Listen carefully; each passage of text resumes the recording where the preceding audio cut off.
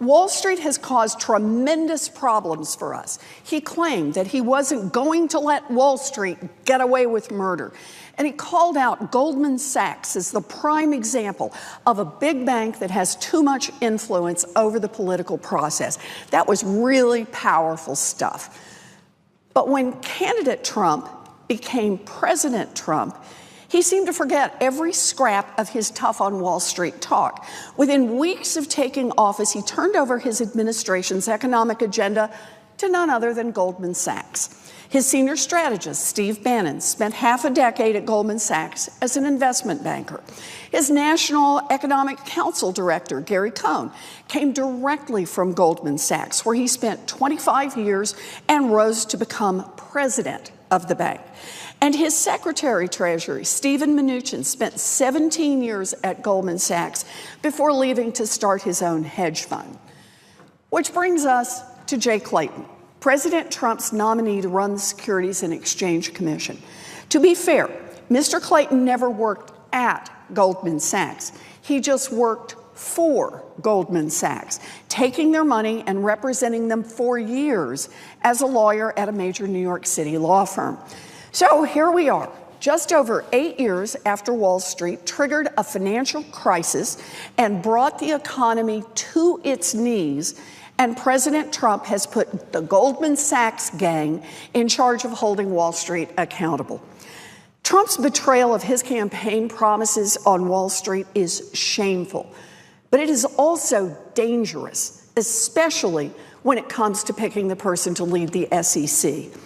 The SEC is supposed to be the cop on the beat for Wall Street. That's why Congress created it in the 1930s after fraud and other misconduct on Wall Street led to an enormous stock market crash and the Great Depression. Congress gave the SEC the authority to oversee financial markets and to hold companies and individuals accountable when they defrauded investors. Now, when the SEC doesn't do its job, the consequences can be devastating.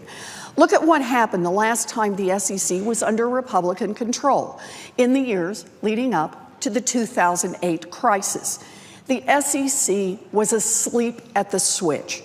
While Wall Street flooded the market with dangerous securities and lied to investors, the SEC heard nothing, saw nothing, stopped nothing.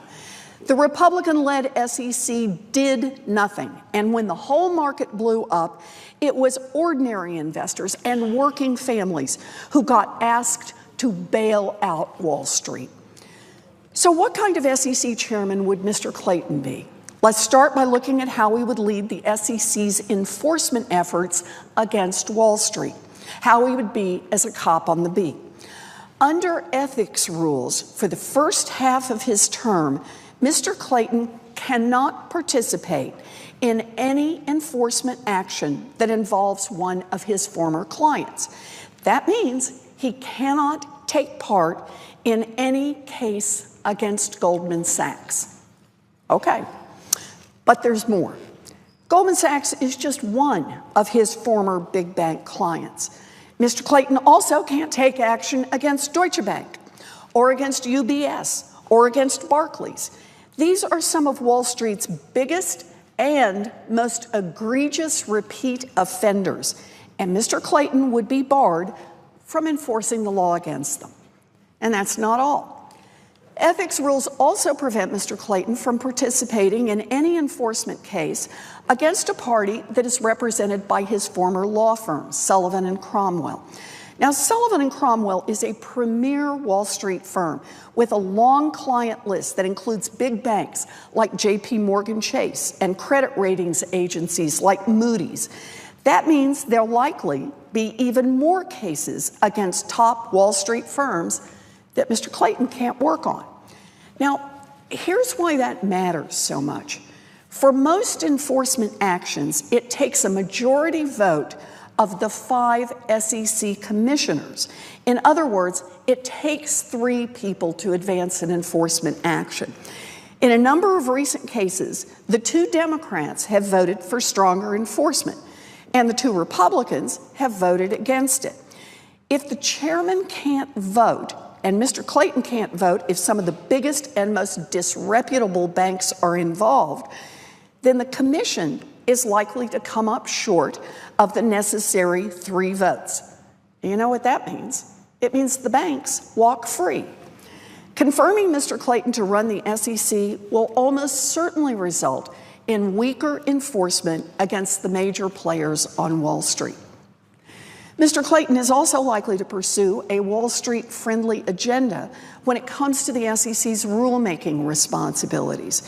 When he testified before me and before other members of the Banking Committee, Mr. Clayton refused to commit to completing the rules that Congress asked the SEC to write all the way back in 2010 as part of its post-crisis financial reforms.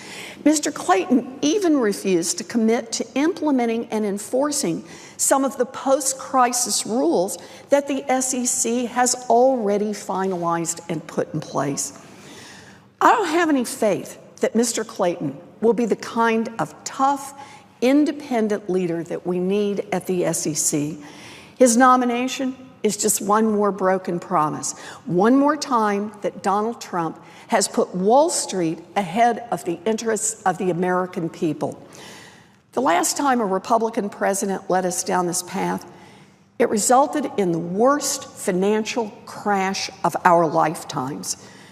We can't go down that path again. I will be voting against Mr. Clayton's nomination.